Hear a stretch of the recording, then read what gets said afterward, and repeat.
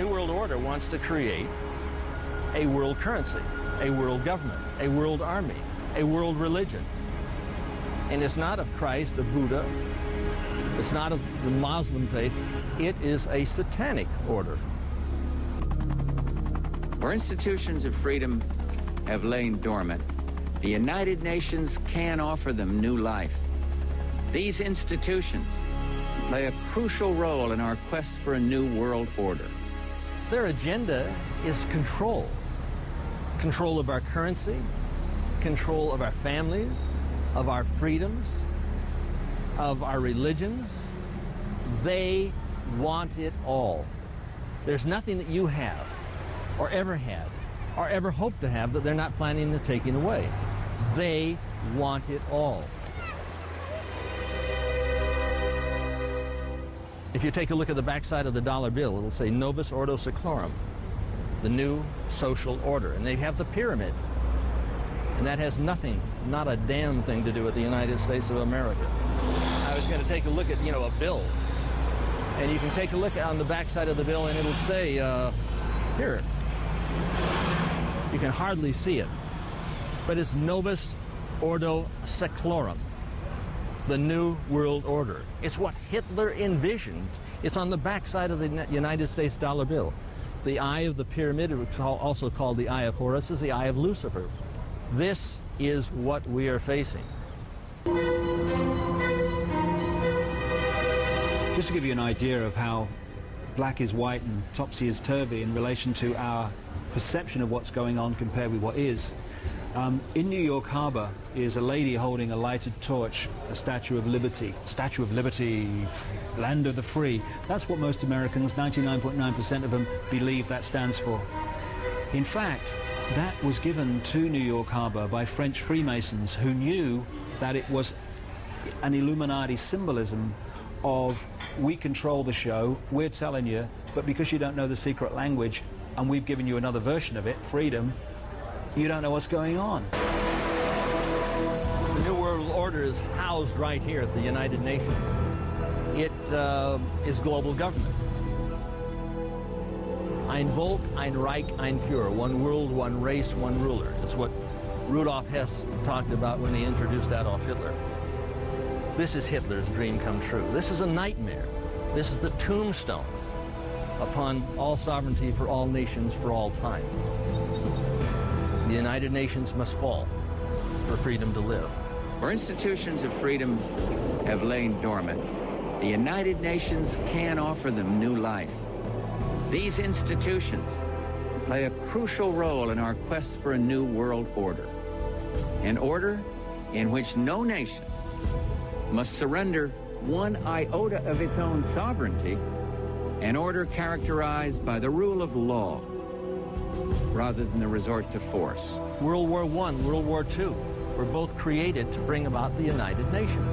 They're in the war business. Wars, like bridges, are engineered. This New World Order is in the war business. And to create the war, they can then say that they want peace. They couldn't, this would never have been built without the aid of World War I, without the aid of World War II.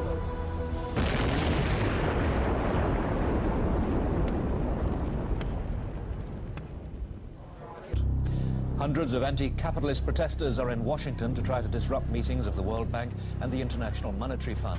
At every street corner around the IMF and the World Bank, the demonstrators have set up human chains to stop the meetings taking place. What is the Bohemian Grove? Well, it's a kind of summer camp for the powerful. Among its members, political figures like Gerald Ford, President Reagan, Vice President Bush, Richard Nixon is a Bohemian. Each year, guests like Henry Kissinger or Zbigniew Brzezinski address members on their areas of expertise. For we are opposed around the world by a monolithic and ruthless conspiracy. It is a system which has conscripted vast human and material resources into the building of a tightly knit, highly efficient machine. By the military-industrial complex. Its preparations are concealed, not published. Its mistakes are buried, not headlined. Its dissenters are silenced, not praised. We can find meaning and reward by serving some higher purpose than ourselves. A shining purpose, the illumination of 1,000 points of light. No expenditure is questioned, no rumor is printed, no secret is revealed. We have before us the opportunity to forge for ourselves and for future generations a new world order. The quest for the new world order is in part a challenge to keep the dangers of disorder at bay. We were interested today to hear that more than 100 law enforcement officials in Mexico are having microchips implanted in their arms. The chips allow a person to be scanned, sort of like a cereal box at the supermarket checkout. I think the most important thing is for Barack Obama.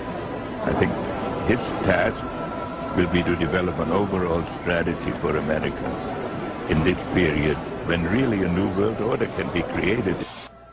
I think a new world order is emerging, and with it the foundations of a new and progressive era of international cooperation. But the burdens of global citizenship continue to bind us together. In this new century, Americans and Europeans alike will be required to do more, not less. Partnership and cooperation among nations is not a choice. You know, there is such a thing as insidious influence. Does it involve bribery? And does it involve some sort of psychological domination of individuals? But what does a new world order mean for countries like ours? A new world order. No world order that elevates one nation or group of people over another will succeed. It's a phrase that I often use myself, that we needed a new world order. So it's going to be an inner ruling elite and then everyone else. And I got news for you. You're everyone else. The whole concept of New World Order is something else. It really says that the state is God. You take the roots of that organization and you find out that they created in all of the British dependencies what they call round table groups. Then around those little round table groups they created front groups. We're getting to two levels of government here. One level of government where we have checks and balances, and a higher level of COG government where the constitutional authorities are not allowed to go. The New World Order really is a tool for addressing a new world of possibilities. This is the third leg of the New World Order. Now, much has been said by the Secretary of State and others about a new world order, about a defining moment in history. I have no doubt about the potential of this moment to be defining in terms of history, but that definition can be negative as well as positive. And how negative or positive it will be will depend on what kind of new world order we really create.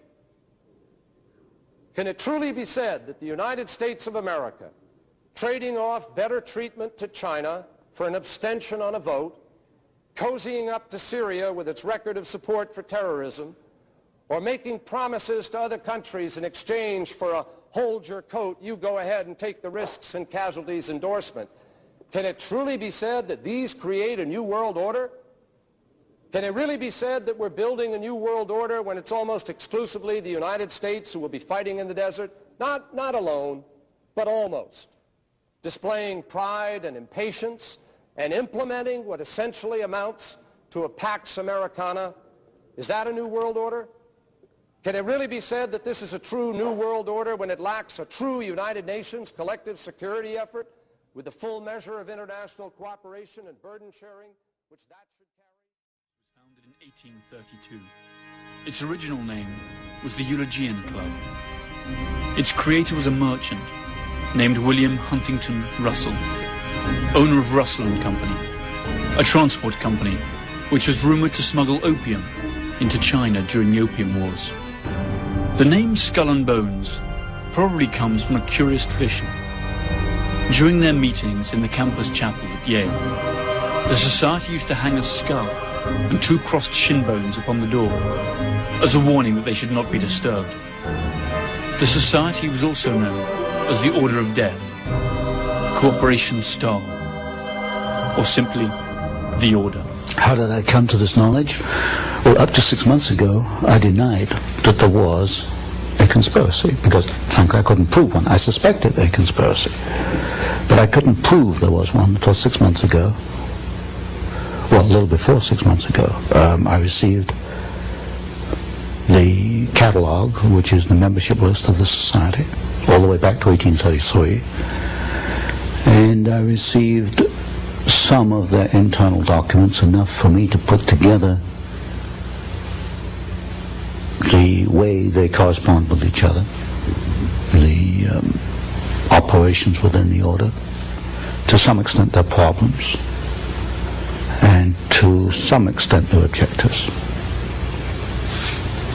Now this is the book, An Introduction to the Order, by Anthony C. Sutton.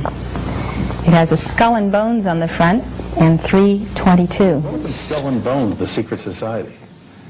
It's so secret we can't talk about it. What does that mean for America? The conspiracy theorists are going to go wild. I'm sure they are. I don't know. I haven't seen the web. Number 322? First of all, he's not the nominee. And, look, I look forward... Are you prepared to lose? No, I'm not going to lose. You both were members of Skull and Bones, a secret society at Yale. What does that tell us? Not much, because it's a secret. Is there a secret handshake? Is there a secret code? I wish there were something secret I could manifest. 322, a secret number? There are all kinds of secrets, Tim, but one thing is not a secret. I disagree with this president's direction that he's taking the country. We can do a better job, and I intend to do it. And we'll be watching. Be safe on the campaign trail. John Kerry, thanks for joining us. And we'll be right back. The tomb has a dark, labyrinth-like layout that spans 3 floors and an attic.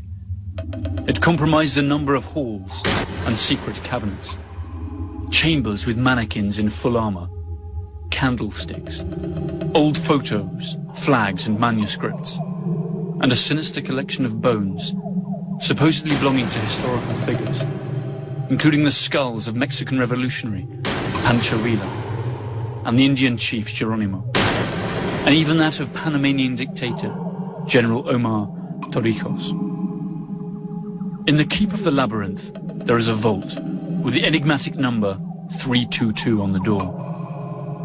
Inside, there are just 2 chairs and a table. This was where the candidates are said to meet Madame, a skeleton that is supposed to be that of Madame Pompadour. The 322 is an identification. The order has a temple on the Yale campus. A temple? A temple, yes. It's a building maybe this 50, 60 feet by 40 feet, maybe 40 feet high. There's no windows, 2 big steel doors. We know what the temple looks like because back in 1880s, a number of Yale students became a little unhappy about what was going on inside this temple. Well, when they went by it at midnight, sometimes they heard strange noises and all kinds of rumors on the Yale campus as to what this might be. Then to the right, you have a hedge, and then you have an evergreen tree. If you follow that line straight back, courtyard's in there. Ah, okay. So that's where they have the ceremonies in the outdoor part of it. Part of it was indoors. So we only got to see the outdoor part. Right. We only got and to listen to the outdoor part. God only knows what went on indoors. And what did you hear? What was it you know? You managed to get this unique it was access to disgusting. It was gross. I mean, they were pretending to murder people. And what was the tone of it, though? Was it jokey or was it quite... No, it wasn't jokey at all. It was sick. It's about the only way I can describe it. It was sick.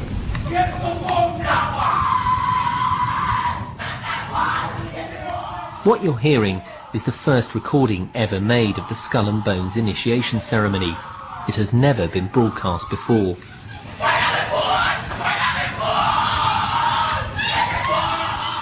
15 new members of the club are being introduced into the macabre rituals of Skull and Bones by the senior students who are about to graduate. The club has what some might see as a strange fascination with death, skulls and bones. There's the chants too, difficult to hear first of all, but including the devil equals death and death equals death.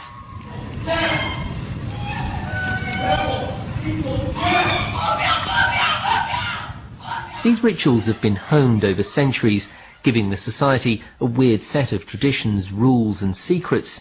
For example, initiates are known as neophytes, outsiders are called barbarians, and the number 322 is sacred. Critics of Skull and Bones insist that the society is not originally American, but rather an offshoot of some German right-wing order. this could well be true. Its founder, William Russell, did indeed live for some time in Germany before attending to his senior year at Yale. And it was actually on returning to the USA that he established the fraternity. Always according to its critics, the number 322, the order's identifying number, hides a coded message. The 32 represents the year of its foundation, 1832. And the additional 2 stands for the fact that it's the second chapter within an international order. Alexandra Robbins, a Yale graduate and author of a book on the subject, stated that the society owns a valuable collection of Nazi objects and memorabilia, and eats its dinners off Hitler's private silver service. A large part of their liturgy is written in German. Who was the fool? Who was the wise man, beggar or king? Whether poor or rich, all's the same in death. There was a break-in to the temple, and the students who broke in cataloged what they found, and they made a drawing, a design of the interior of the temple. And 3 of the rooms are numbered. One is 322, one is 323, and one is 324. 322 is also, I suspect, the chapter number. And also in correspondence between members, they conclude their correspondence where you and I would conclude yours truly or yours sincerely. They conclude yours in 322. Why 322? There are several theories for this. One is that the order originated with Demosthenes, the Greek, in 322 BC. That's one theory. Another one is that it stems from the founding date in the United States, which was 1832. So really we have the last 2 numbers, 32, the second chapter, founded in 1832. The skull and crossbones are prominent in their ceremonies, initiation ceremonies. This is a symbol of death. Now, why would they take a symbol of death? Yes, from what I understand, when a new member is initiated, that would be in the senior year at Yale, he's placed within a coffin. Oh my. And now we only know this from the Yalegate papers, at least I call it Yalegate. And from the photographs we have of members inside the temple, many of these photographs are the 15 sitting around a table, and they have this skull and the crossbones sitting on the table in front of them. It is the symbol of death, and it has been called the Brotherhood of Death, and I think it probably more adequately should be called the Brotherhood of Death. So what I've had to do is look at the history, the biographies of the leading members of the order, and reconstruct their career and see if there's a common pattern in their careers. While doing that, I came across some interesting documents. Some members apparently are not too happy once they become involved with this after 10 or 20 years. One member in particular left a memorandum. He wrote it in 1932. It was buried away in his papers. I don't think anybody found it before I did. And it was a 6-page memorandum on the order, naming some of the members, and said it was the most sordid thing ever happened in the history of man. So, but to come back to my point, I have to reconstruct the objectives. What are the objectives? In the words of one member, might is right. If you have the power, you use it to achieve your objectives. What is the objective? As you look at the histories of individual members, it can only be one thing: to acquire power, to keep power, to use power for their own purposes. In 1930, Prescott Sheldon Bush, father of President George H. and grandfather of President George W., a member of the Skull and Bones class of 1917, and president of the Union Banking Corporation, engaged in a number of profitable business deals with Fritz Thyssen, the German steel tycoon who supplied Hitler's war machine. The UBC was closed by President Truman during the Second World War under the Trading with the Enemy Act. In other words, for doing business with the Nazis. Apart from Prescott Bush, several other directors of the Union Banking Corporation in New York were also 1917 Bonesmen, including E. Rowland Harriman and Ellery Sedgwick James. In 1938, Bush, by then executive associate of Brown Brothers Harriman, issued a loan to Hitler's Germany to enable the latter to import American Standard Oil fuel. Skull and Bones membership certainly has its privileges. At least 3 American presidents were or are Bonesmen: George W. Bush, his father George H. Bush, and William Taft. The proposition that this small club of the well-to-do pulls the strings of American power, and through it those of the whole world, by placing its associates in key power positions, is supported by substantial evidence. The elections of 2004 saw the almost impossible come true.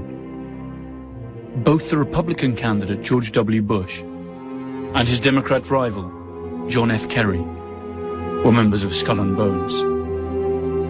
That's to say, prior to running as representatives of parties that supposedly propound opposite political visions, they had both sworn allegiance to the same mysterious principles. And what's worse, they share secrets that are not known to their own constituents. Each year, only 15 students entering their senior year at the University of Yale are admitted. The candidates must have been tapped by those senior classmen of Yale University who make up the current membership. The criterion for selection also includes the candidate's potential to increase the power and prestige of the society. 2 votes against the candidate are enough for him to be rejected. During their initiation, candidates must recount all their sexual exploits. Finally, they are expected to perform various oaths, kiss some feet, and drink blood.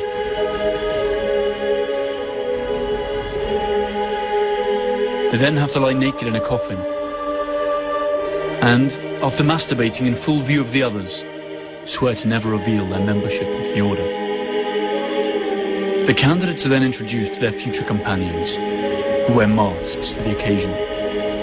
Uncle Toby, the Knights, the Small Devil, Don Quixote, and the Pope. Their ceremony ends with a grand party that lasts for hours. Breed, exactly. Now, Tony, what has this breed done? What are their chief accomplishments in molding domestic and foreign policy and actual events in American history since their founding at Yale? One is they have acquired enormous political and financial power. You'll find representatives of the order in politics. What have they done with this power? What has happened to America that would not have happened had they not been the order? Creation of war and revolution. Specifically, which ones? Do you have documents on that? The third book in this series, which I'm bringing out, takes 2 wars and 1 revolution. Well, 2 revolutions in 1 war. World War II, the Bolshevik Revolution, and the rise of Hitler, which I call a revolution in Germany. We can find the order behind the Russian Revolution, the Bolshevik Revolution. We can find behind the rise of Hitler. We can find in the maintenance of both of these systems, the transfer of technology to both. Since you've already proven that Wall Street is behind the Bolshevik Revolution and the rise of Hitler, now you're proving that the order is behind Wall Street. Exactly. Now, who's the key figure in the order or figures that mold Wall Street? In order of dominance, Averell Harriman, partner in Brown Brothers Harriman. Stanley of Morgan Stanley. It used to be J.P. Morgan, then it became Morgan Stanley. Those 2 are the key. Now, what did the order want to accomplish in the Bolshevik Revolution? You create opposing forces which you place in conflict. Out of conflict, you've got profit, you've got political power, and and you can direct history. And if you look at the writings, for example, of the Trilateral Commission, they talk openly in the Trilateral Commission about managing conflict, not solving conflicts, but managing conflicts. Conflict management, that's the cry. So they got the profit, the power, and the management. Mm-hmm. Where do they want to steer history through the Bolshevik Revolution? They wanted to set up, and they did, two opposing forces. Out of that came World War II. There were logical steps in the process. They used the same bank, Guaranteed Trust Company, as the conduit for the financing of Hitler, and also as a conduit for financing, and also the early days of the Russian Revolution. In fact, in Russia, Soviet Russia in 1923, a vice president of Guaranteed Trust Company was the foreign director of the Roscom Bank, which was the first Soviet overseas bank that was set up. They were that close in those days. You'll get a very close relationship between the early Hitler days and members of the order, which is in the third book. By the end of the 1980s, the scandal concerning the Bank of Commerce and Credit International was making the headlines. The BCCI was accused of laundering drug money and financing terrorist operations. The scandal tarnished the reputation of the US government, since the bank operated freely in America and was a regular contributor to political campaigns. The administration of Bonesman George H. Bush blocked the investigation, which had in any case been entrusted to a Senate commission chaired by Bonesman John Kerry. The BCCI was absorbed by more respectable banks, and the subject was never revived. The government of the world's only superpower is packed with Bonesmen. George W. Bush named 11 Bonesman officials in his first government. Add to this various senators, congressmen, and chief justices, directors of the CIA, the Federal Reserve, and directors of banks such as J.P. Morgan Chase and Morgan Stanley Dean Witter. The American media is little different. Among others, Time and Newsweek magazines, in theory competitors, were both founded by Bonesmen. The oldest and most influential families also belong to this select club. Bush, Bundy, Harriman, Lord, Phelps, Rockefeller, Taft, Whitney. All of them have undergone the odd ritual of initiation. All have spilled their darkest secrets. All have been ritually humiliated in front of their peers. And all of them owe loyalty to the order. It is estimated that there are some 800 Bonesmen alive today. Around half of them active and in key positions in the American economy and political establishment. Of America happen to be their own best interests as well. I have never seen anything in their literature which leads me to believe that they have our individual rights in their hearts. What I do see in the literature and in the documents is a ruthless drive to acquire power for themselves. The paper, peer-reviewed and published. I know, and I've got the people looking at it. Have you had a chance to look at the cover I letter? have not personally, but they are looking at the paper you gave me. Okay. If we give you, say, a week or two, can we get back to you after that? Absolutely. Excellent. It's very important because it is evidence of treason. I hear you. You made Building 7 comments, Mr. Kerry, before. Thank you very much. I do know that that wall, I remember, was in danger, and I think that they made a decision based on the danger that it had of destroying other things, that they did it in a controlled fashion. He denied making those statements before, but in a bookstore he said that Building 7, which was not hit by an airplane, came down in 6 seconds, looked like it came down in a controlled fashion. I mean, you made some very interesting comments on Building 7.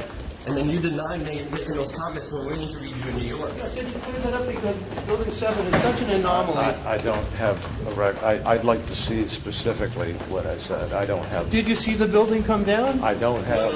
You said that this building came down in a controlled fashion, like they took it down. No, I don't think I said. I'd like to see specifically what I said. What is your feeling on how it came down? Let's start fresh. Guys, I'm not into running in the hallway interviews and I these get kinds it. of We things. have very few opportunities to talk to a man like you. Let me take a look at what the transcript says, and we'll go from there. Okay? Fair enough. Thank you. Thank you for your time. Thanks.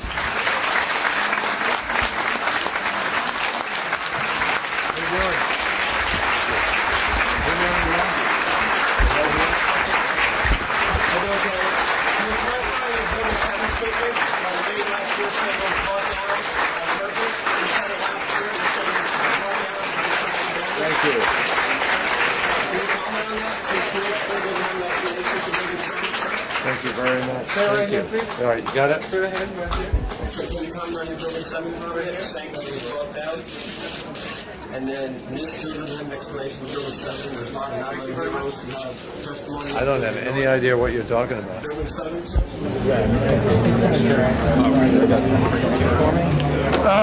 Sir, please put that away. Sir, Why don't you sign that for me? Thank you very much. Would you like to sign that? Sir, you cannot videotape. Would you like to take that information with you? Sir. Okay. Mr. Carey, can you clarify your statements on building 7?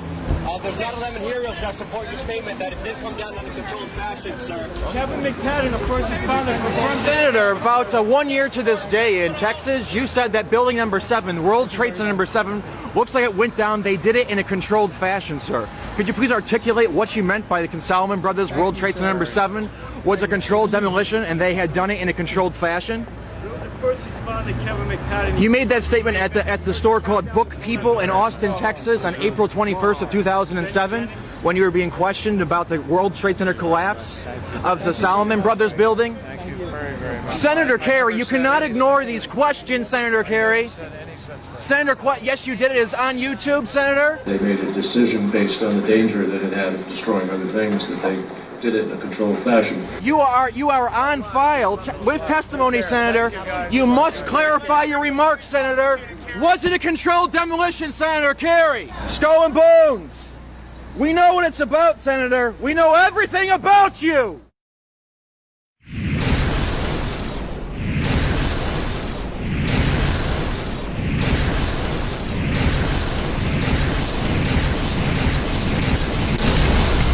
As if a demolition team set off when you see the old demolitions of these old buildings. It looks like one of those scenes of an old building being purposely damaged. People to go and do the same thing and, go to their police, tell them about today, give them the evidence. West Sussex Police have said they're investigating it, which they're obliged to do because the BBC had prior knowledge of a terrorist event, which under, I think it's Section 38 of the Terrorism Act, they should have reported, which they didn't. And they've since given us this impossible flannel about World Trade Center 7 collapsing due to an office fire, which even in the NIST report says fell at free fall speed for 8 floors in 2.5 seconds.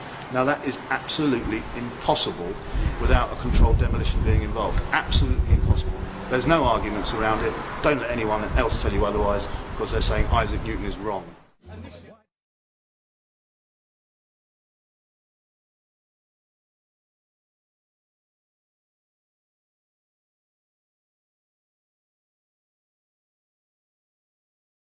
Can you believe what you have been seeing on CNN today, ladies and gentlemen? Can you believe it? Supposedly, a CNN reporter found Osama bin Laden, took a television camera crew with him, went into Osama bin Laden's hideout, interviewed him and his top leadership, his top lieutenants and colonels and generals in their hideout. This is a CNN reporter with a camera crew. And he came out and told everybody, within 3 weeks, Osama bin Laden is going to attack the United States and Israel. Now, don't you think that's kind of strange, folks? You see, because the largest intelligence apparatus in the world, with the biggest budget in the history of the world, has been looking for Osama bin Laden for years and years and years, and can't find him. A reporter from CNN, and his little camera crew got in to Osama bin Laden's secret hideout and conducted an interview. If you don't believe me, tune into CNN. They're probably running it right now as I'm speaking. And if you believe it, you are one of the stupidest jerks that ever lived on the face of this earth. And whatever is going to happen that they're going to blame on Osama bin Laden, don't you even believe it. When in hell are all you people going to wake up? So if 9/11 was really an inside job, then who are the people inside that did it? Well, we can start by looking at some of the people inside the buildings that were targeted and destroyed on 9/11. In the impact zone of the North Tower was a company called Marsh & McLennan, which at the time was the world's largest insurance brokerage company. One of Marsh's executives was a guy named L. Paul Bremer, who was also the chairman of the Congressional National Commission on Terrorism from 1999 to 2000, and the U.S. Ambassador at Large for Counterterrorism from 1986 to 1989. Instead of going to work on the day of 9/11 and dying inside the towers with hundreds of his employees, Bremer decided to go on MSNBC and tell the world that Osama bin Laden was behind the attacks and possibly Iraq and Iran, and then he demanded the most severe military response we can come up with. L. Paul Bremer was called away from Marsh in 2003 to become the Iraq occupation governor, a role he has been widely criticized for. So Bremer not only worked inside the buildings, but had offices directly in the impact zone of the South Tower where Flight 175 would hit. He missed work on 9/11 to give us the official story on national television, and went on to be the Iraq occupation governor. You really can't get more connected to 9/11 than that. Oh wait, you can, sorry. I forgot to mention that Bremer was also the former manager for Kissinger Associates. He was a member of the board for Akzo Nobel, the parent of International Paint Company, which produced a fireproofing application for skyscrapers called Interchar. Bremer was also on the International Advisory Board for the Japanese mining and machinery company Komatsu, which at the time had been involved in a joint venture agreement with Dresser Industries, the oil services intelligence front where Prescott Bush Sr. and George H.W. Bush got their start with Neil Mallon. Anyway, the Komatsu Dresser mining division operated from 1988 to 1997, and in July 1996 it patented a nanothermite demolition device that could, quote, demolish a concrete structure at high efficiency while preventing a secondary problem due to noise, flying chips and dust, and the like. As many of you know, residues of thermite, a highly energetic chemical mixture, have been confirmed in samples of World Trade Center dust, and the use of thermite at the World Trade Center was also revealed by environmental data. See the description for more links and sources. But wait a minute. It would have taken tons of this stuff. How could they get it inside the buildings and put it into place without anyone finding out? This would have taken hundreds of people. Someone would have talked by now. It just doesn't make any sense. Well, who ran security for these buildings? Marvin Bush's company Securacom Stratesec did, up until 1998, when that role was handed off to Kroll Associates. Yet Stratesec still retained security contracts that didn't expire until the day of 9/11. Both these companies have a suspicious cast of characters working for them. Bush's cousin, Wirt Dexter Walker III, was the CEO of Stratesec with a long history as a manager for CIA front companies, such as Glor Forgan. The corporate operating officer of Stratesec was a guy named Barry McDaniel, who came from BDM International, where he was a vice president of material distribution and management systems. He also had a history of involvement with black projects.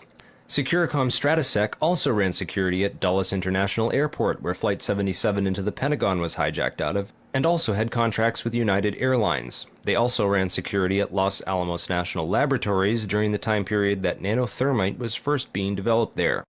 Then there's Kroll Associates, also known as the CIA of Wall Street.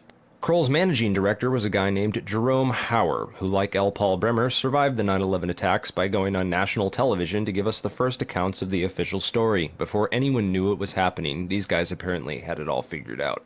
In addition to being managing director for Kroll, Jerome Hauer was the national security advisor with the National Institute of Health, which managed the government response to the anthrax attacks shortly after 9/11. On the day of 9/11, Hauer advised the White House to start taking Cipro, an antibiotic effective against anthrax, and then strangely a week later, 2 senators and several people in the media who had been calling for an investigation into the 9/11 attacks were mailed anthrax and told to shut up. apparently by members of Al-Qaeda, who later turned out to be a bioweapons researcher at U.S. AMRID in Fort Detrick, Maryland, named Stephen Hatfill, who had worked with Jerome Hauer for a company called SAIC. Scientific Applications International Corporation, a defense contractor with expertise in thermite-related technologies, played a large part in the NIST World Trade Center investigation. A few other names and companies inside the Twin Towers also worthy of further investigation include Craig Stapleton, who is married to Bush's cousin Dorothy Walker Bush. Stapleton was the president of Marsh Real Estate Advisors from 1982 to 2001.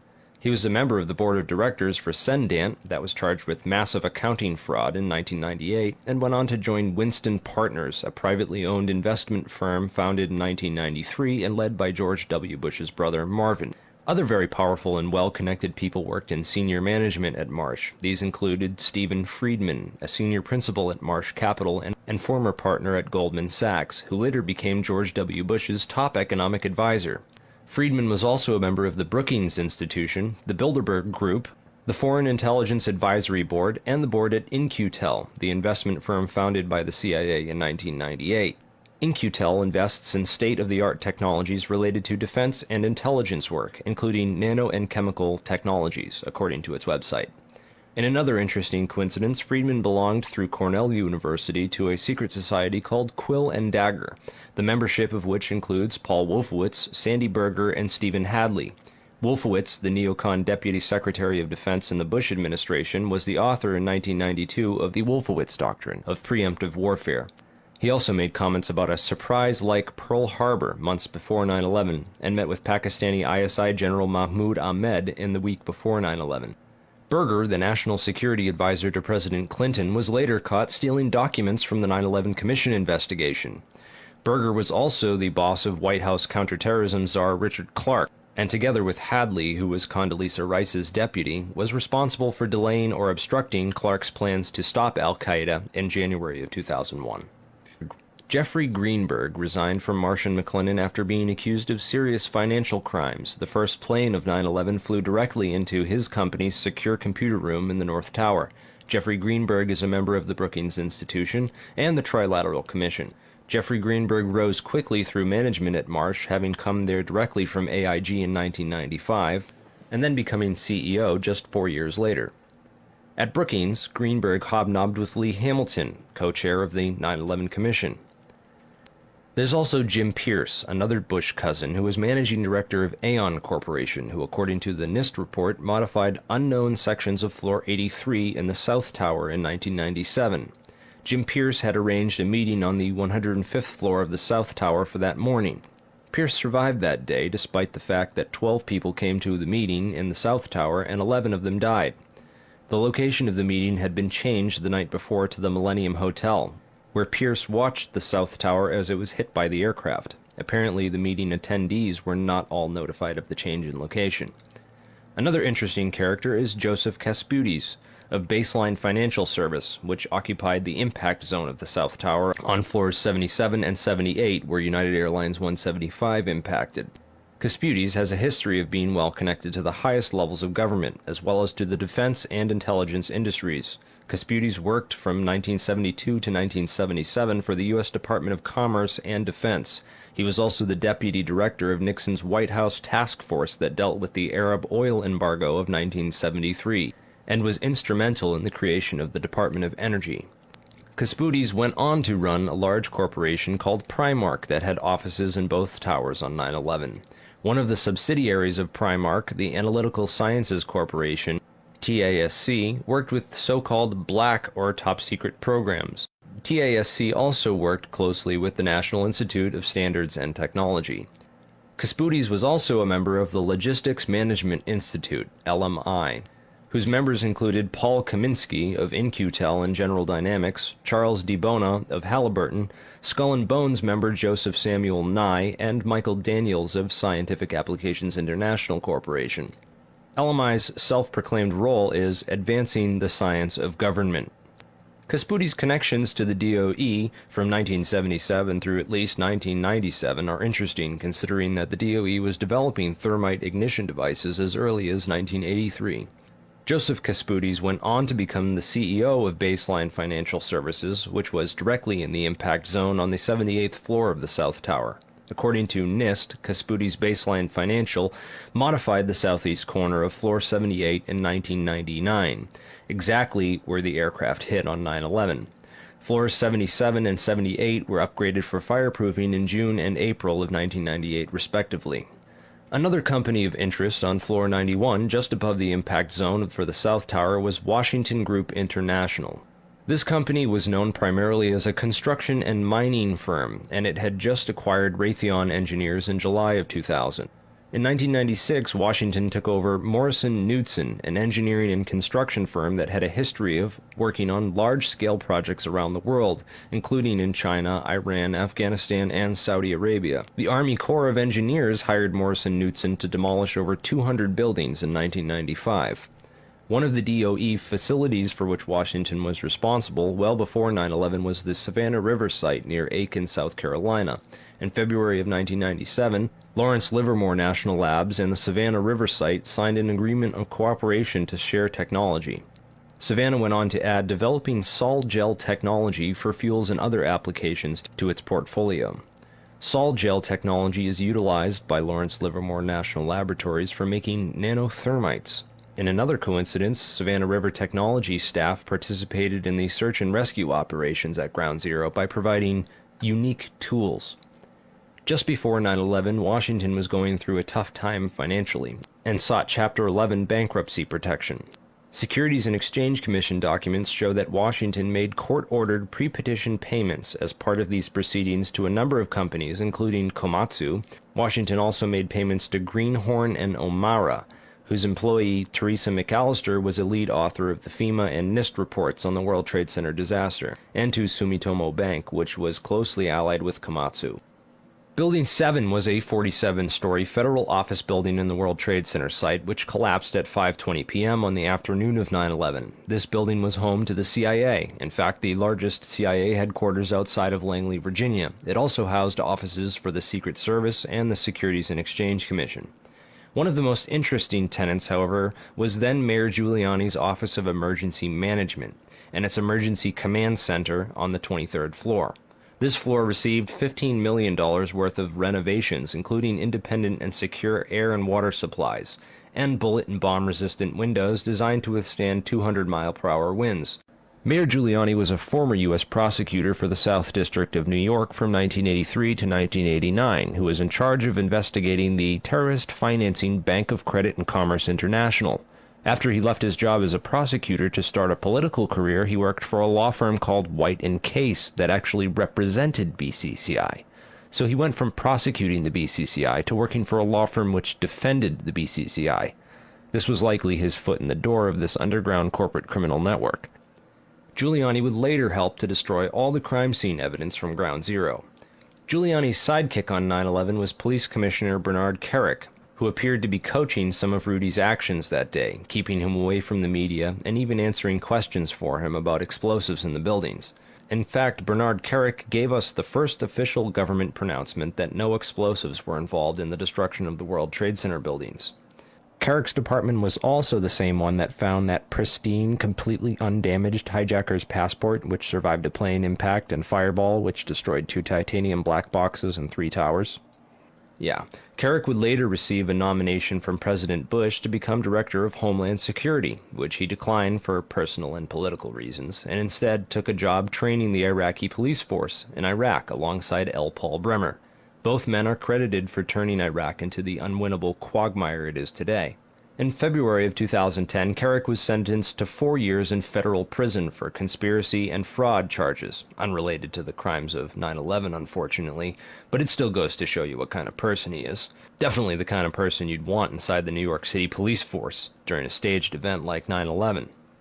And lastly, we have the Pentagon. It's certainly peculiar, to say the least, that al-Qaeda terrorists hell-bent on destroying the USA would not crash their plane into the north wing of the Pentagon, where all the most important offices were, like Donald Rumsfeld, John Ashcroft, etc., and that they would instead choose to target the one section of the Pentagon that had most recently been refurbished to withstand missile impacts.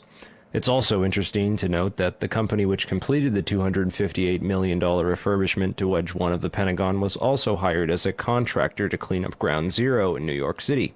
Wedge 1 also coincidentally housed the Pentagon's Budget Analyst Office, where DoD staffers were working on the mystery of the $2.3 trillion that was reported missing by Defense Secretary Donald Rumsfeld in a press conference the day before 9/11. The Pentagon's comptroller in charge of that money at the time was an interesting fellow named Dov Zakheim, a member of the Council on Foreign Relations, the International Institute for Strategic Studies, and a contributor to the neocon think tank Project for the New American Century. Zakheim helped write the PNAC document Rebuilding America's Defenses, in which he is credited for the line which states, "Further, the process of transformation, even if it brings revolutionary change, is likely to be a long one, absent some catastrophic and catalyzing event, like a new Pearl Harbor." Several members of the Bush administration, including President Bush himself, would later refer to 9/11 as a new Pearl Harbor. If anything, the individuals and organizations outlined in this video are at least as suspicious as the 19 hijackers themselves.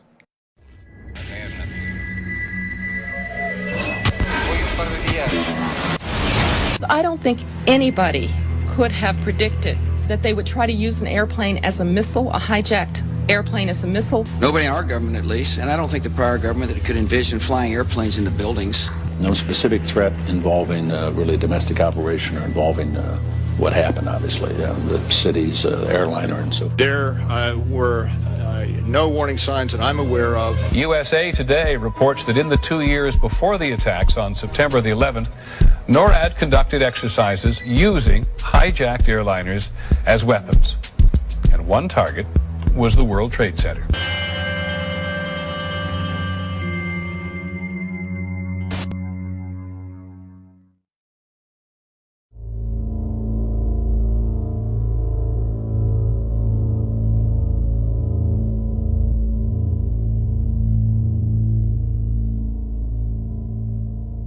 The North American Aerospace Defense Command is charged with defending North America's airspace. On the morning of September 11, 2001, Vice President Dick Cheney was in control of NORAD. This was the first time in U.S. history that a president or vice president was in direct control of the military agency. NORAD was founded in 1957, and generals always had the power to shoot down or intercept hijacked aircraft. But on June 1st, 2001, just 3 months before 9/11, Dick Cheney ordered Donald Rumsfeld to allow him to take control of NORAD itself and the shoot-down procedure, and remove that power from the generals so they could do nothing. Here is a copy of the memorandum from Rumsfeld to the Joint Chiefs, telling them they no longer have any authority. An Associated Press article in August of 2002 reported that the CIA just so happened to be running a drill on the morning of 9/11 of flying jets in the World Trade Center and Pentagon. Then senior FAA officials ordered air traffic controllers to shred the tapes from 9/11 in violation of federal law.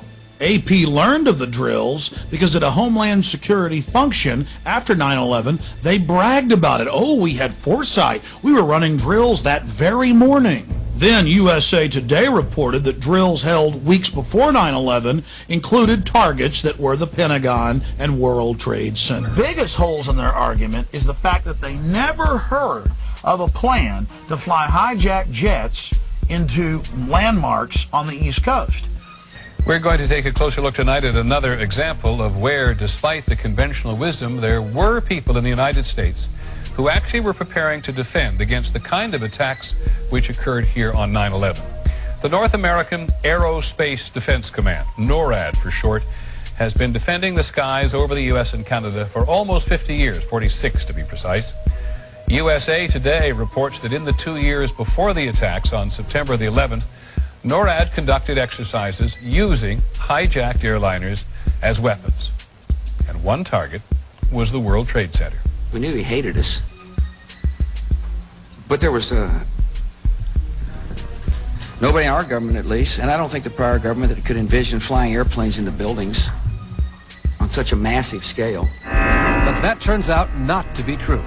U.S. military planners did envision and practice those very scenarios. As reported by USA Today, the North American Aerospace Defense Command, NORAD, conducted exercises with fighter jets.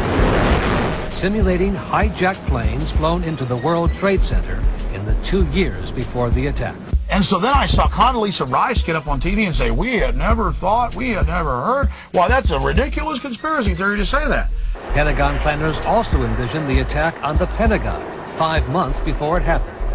The Pentagon had a drill in November of 2000 simulating a hijacked jet being flown to the Pentagon. So between all the drills before 9/11 and the drill on the morning of 9/11, air traffic controllers thought that it was a simulation. Hijacked aircraft headed towards New York. Is this real world or exercise? No, this is not an exercise, not a test. September 11th, 2001.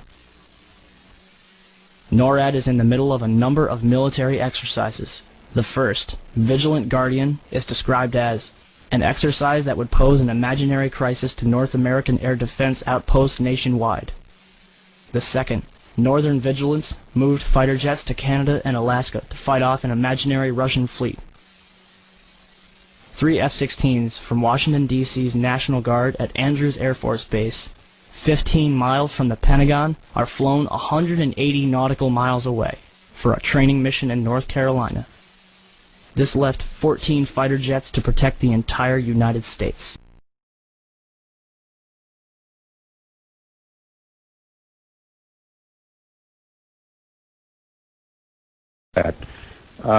I wanted to focus just a moment on the Presidential Emergency Operating Center. You were there for a good part of the day. I think you were there with the Vice President. And we had that order given, I think it was by the President, that authorized the shooting down of commercial aircraft that were suspected to be controlled by terrorists. Were you there when that order was given? No, I was not. I was made aware of it during the time that the airplane coming in to the Pentagon. There was a young man who would come in and say to the Vice President, the plane is 50 miles out. The plane is 30 miles out. And when it got down to the plane is 10 miles out, the young man also said to the Vice President, do the orders still stand? And the Vice President turned and whipped his neck around and said, of course the orders still stand. Have you heard anything to the contrary? Well, at the time I didn't know what all that meant. And the flight you're referring to is the flight that came into the Pentagon.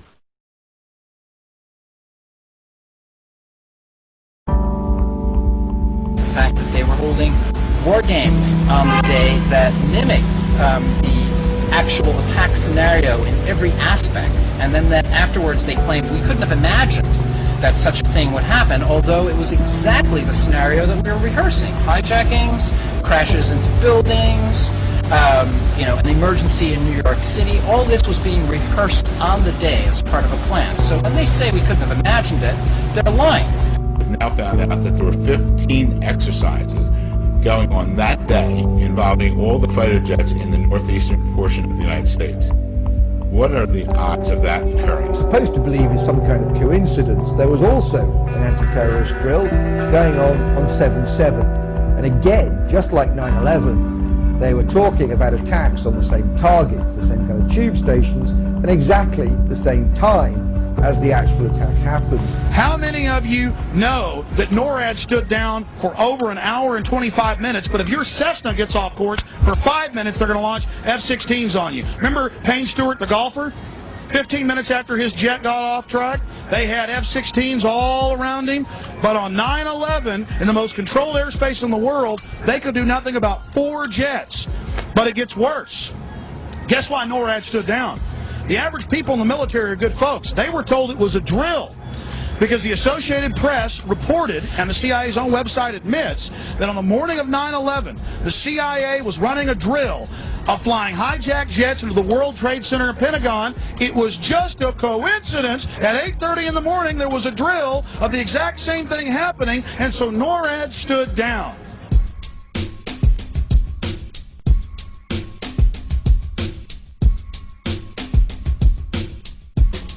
My thesis is Abel Danger are the terrorist controllers. Mohammed Atta, He can't get through the day. He's got to have money. He's got to have help. Terrorist controllers, case officers, babysitters for Atta. The main consumer of Able Danger intelligence is Major General Jeffrey Lambert, Special Forces. And he tells them, he says, look, they have a chart with all these Al-Qaeda characters, including Atta, before the fact. And he gets these yellow Post-it notes, and he puts one on Atta's face, saying, that reminds you, you can't share information about him. So they knew exactly who these people were, of course, because they were telling them what to do. Every year there's a drill called Able Warrior, and the theme is only one thing, anti-terrorism. Now if you look at the way that they do this, they have drills in binary pairs. One side pretends to be the defenders, and the other side pretends to be the attackers, okay? So if Able Warrior are the defenders, anti-terrorism, what's Able Danger? Able Danger is a troop of attackers to be used to simulate attacks during anti-terror drills. In other words, those double agents are there as actors, if you like, in normal drills, but then at a certain point, wham, the drill goes live and something happens.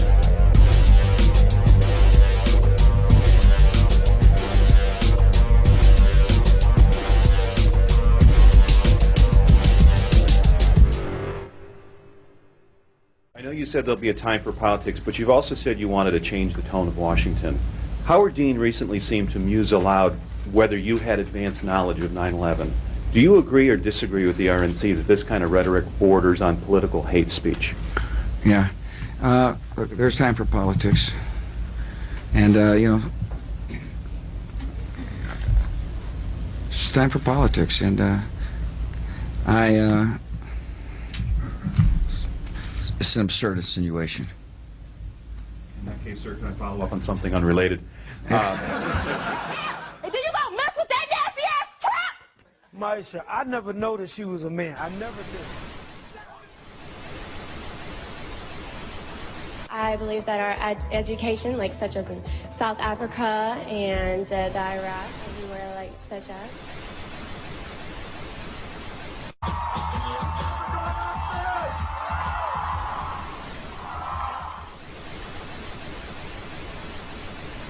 Platform 8 for the 22-28 Southern service to Eastbourne via Lewis.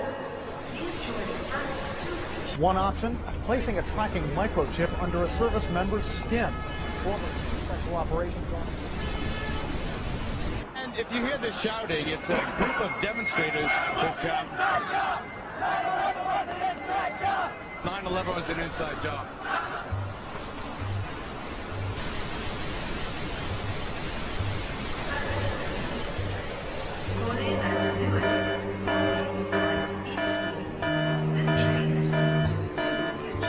It's no longer a theory. What I'm about to say is fact. The secret organizations of the world power elite are no longer secret. They have planned and are now leading us into a one-world communist government. Well, there have been extraordinary scenes in Berlin tonight as thousands of people gathered to hear Barack Obama deliver key foreign policy speech on his current European tour. The Democratic presidential hopeful laid out his vision for America's place in a new world order, in a new world order, in a new world order. It's not a new idea. President Bush talked about it back in 1991. It is a big idea, a new world order. President Bush said, and it's a phrase that I often use myself, that we needed a new world order. There's a need for a new world order. I call upon all states to join ranks in order to found the new world order of the 21st century. We have before us the opportunity to forge for ourselves and for future generations a new world order. When we are successful, and we will be, we have a real chance at this new world order. And people talked then, in 1990, of a new world order. And the question for us is how we meet and master all these challenges to ensure that Britain enhances its competitiveness in the process and realizes what I believe is our destiny of success in this new world order. So, in conclusion, ladies and gentlemen, a new world is emerging. It is a new world order with significantly different and radically new challenges for the future. And people better understand that they mean exactly what they're saying. It's a new world order they're trying to create, and they're trying to do so not only without approval or consent of the government in this country, but despite the popular will. This is a straightforward assault by the elitists in this country. There is a global meltdown coming. It is a global depression, and one world currency and one world financial system is the end game. China said last week they want one global currency. France said yesterday or the day before that they want one world order, a new world order, at the end of this event. Gordon Brown will today call on fellow world leaders to seize the opportunity created by the worldwide economic crisis to create a truly global society. The Prime Minister will use a high-profile speech in the City of London to say that Britain, the US and Europe should join together to create a new, stronger and more just world order. This engineered collapse is there as a massive problem through which you offer the solution, and the solutions are the infrastructure we've been predicting all this time, including the World Central Bank. The goal of this manipulation, and has been for a very long time, is to get the world population to see as a good idea, or the only option in given circumstances that are manipulated into place, the creation of a one world government, a world central bank which would administer all financial transactions on the planet, a world currency, and a microchipped population linked to a global computer. The wealthy elite who have the money and the power know that if they can create a one world global social system, that they can control the central authority.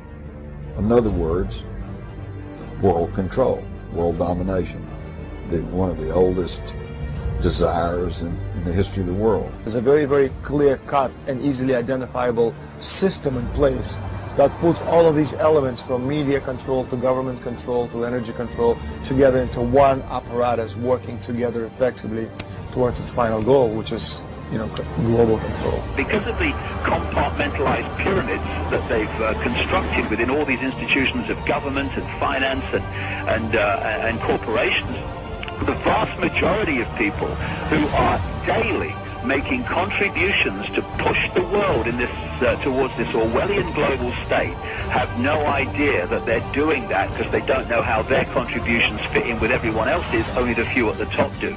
Most people don't have a clue that unelected private bankers actually control the governments of the world.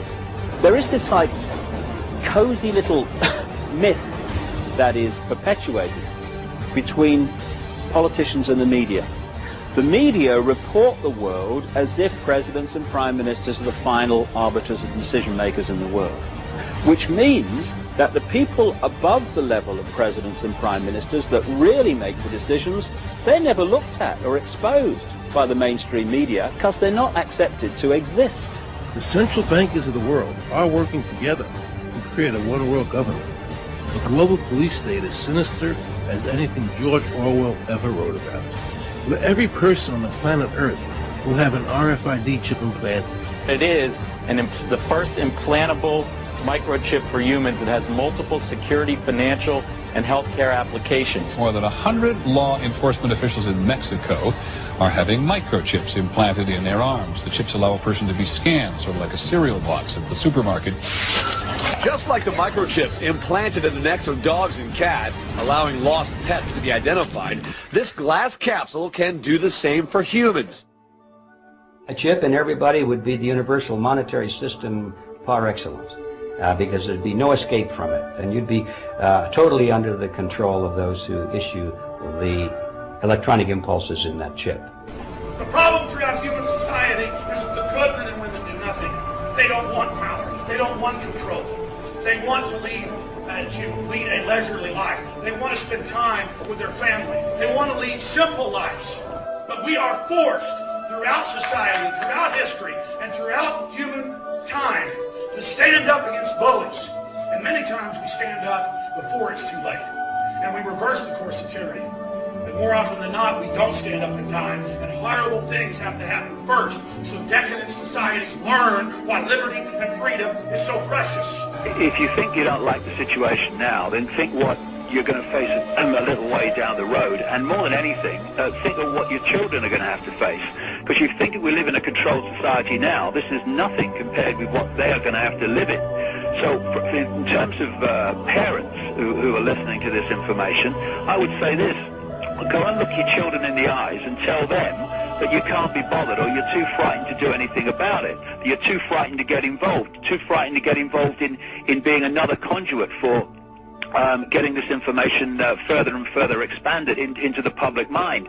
That you're too frightened to get together with others to stop cooperating with this system and to not be intimidated into coming into line, which is a bit like coming into line in a concentration camp and thinking it'll be okay. As long as you stay in line and you do as you're told, you'll be fine. And then you realize at the end of it, well, actually, it ain't fine. And if you'd have all rebelled earlier, then you wouldn't be in the situation you're facing now. The point of mathematics alone ought to let us see where the real power is here. There are billions of people, 6 billion, nearly getting on for 7 billion on this planet, who are being manipulated. There are, in full knowledge of what they're doing, a relative handful of those who are doing the manipulating to the end that we're talking about. They think they've beaten us. They think that they're going to have their way with us. And I'm here to tell them they're not going to have their way with us. We are going to defeat them. You guys aren't going to be able to get away with your New World Order, sir. Talk about Bill. You know what New World Order is. You will never get a New World Order. Never. National sovereignty will prevail. The New World Order is going down, sir. You can laugh. Wake up, people. Wake up. Research the New World Order. This is important. Look it up. Investigate it. Your New World Order will fall. Humanity will defeat you.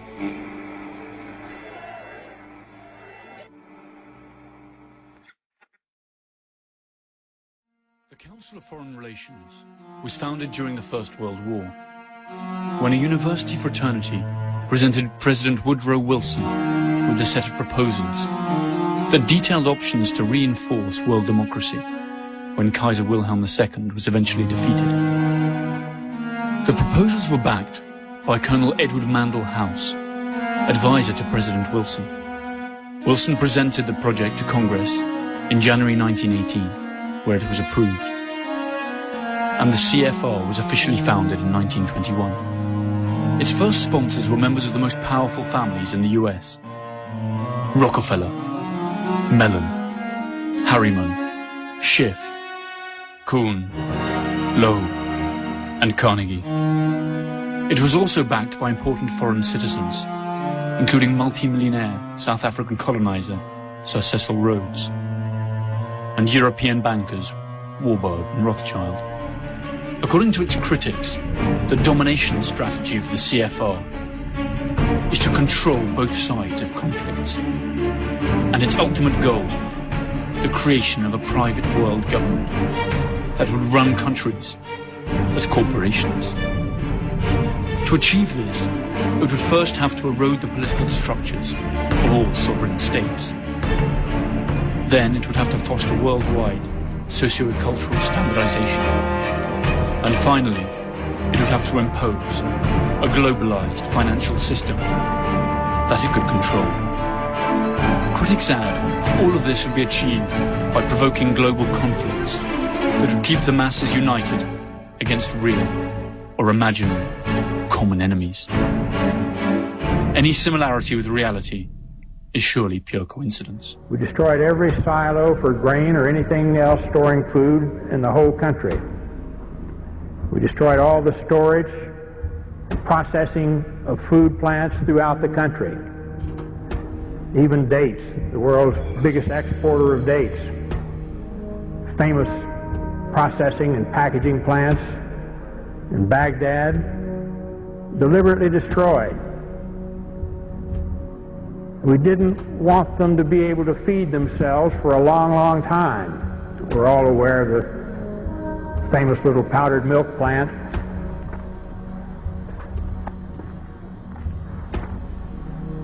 The United States government says that in this factory here you are making chemical weapons. Is that true? No, that's not true. They are lying. Because this is milk for children. This powder, milk of children. Nothing else was made, only this in the factory? Yes, and you can see it yourself. With the only factory in the Middle East to produce powdered milk, they were producing about 17% of their powdered milk requirements. We destroyed that, cut off all the milk. The malnutrition of the mothers immediately jeopardized all of the infants. 70% of the pregnant women, even today in Iraq, suffer anemia. The death rate for children has soared compared to 1989, the last year before sanctions. One of the biggest causes of death in Iraqi children today is diarrhea and dysentery due to the untreated drinking water. Iraq's water purification plants were heavily bombed in the war, and many that were repaired have broken down. The United Nations bans the import of spare parts and chlorine into Iraq to purify water. We saw the effects of this policy in the hospitals. This is the second attack form of acute bloody diarrhea, anemic dysentery. Most of them are due to contamination of water. He is malnourished, anemic, underweight with a developmental delay. Do you have tap water there? No. You see, the conditions of these children shouldn't happen anywhere, and it's caused by the sanctions the United States government insists upon.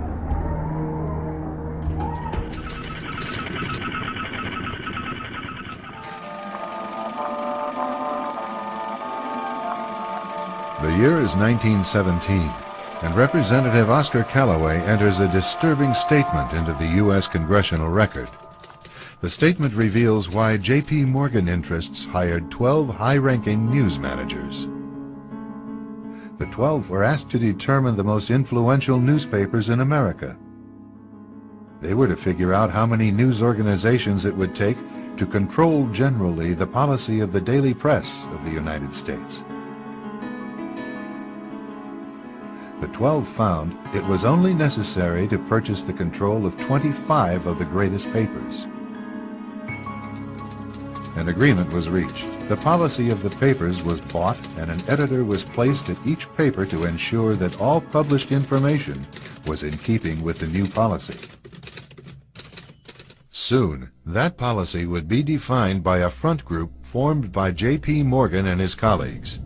In fact, Morgan's personal attorney was founding president of the organization, the Council on Foreign Relations.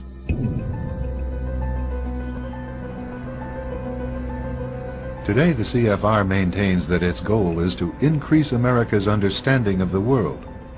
However, the actual objective of this highly exclusive club is revealed by the rare admissions of the insiders themselves.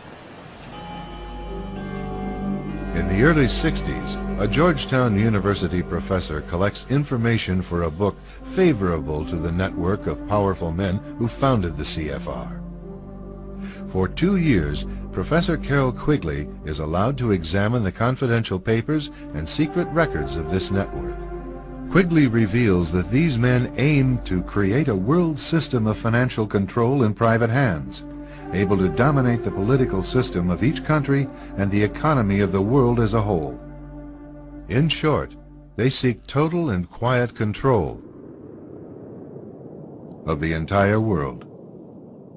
And the CFR is their most visible conduit for carrying out that agenda. CFR members include America's wealthiest tycoons, as well as the highly placed elite in government, academic institutions, tax-exempt foundations, and the establishment media. Ruling Class Journalists, written by Richard Harwood, describes the CFR membership as the ruling establishment in the United States. The Washington Post article boasted that news reporters who are CFR members do not merely analyze and interpret foreign policy for the United States, they help make it. Who are these policymakers? Many of their faces are familiar. NBC's Tom Brokaw, CBS's Dan Rather, ABC's Barbara Walters, Jim Lehrer of PBS, William F. Buckley of National Review, media mogul Rupert Murdoch, owner of the giant multifaceted News Corporation. These media heavyweights, and many others like them, are members of the CFR. Powerful corporations are also invited to become members. At the close of the 20th century, CFR influence presided over far-reaching consolidations of media control.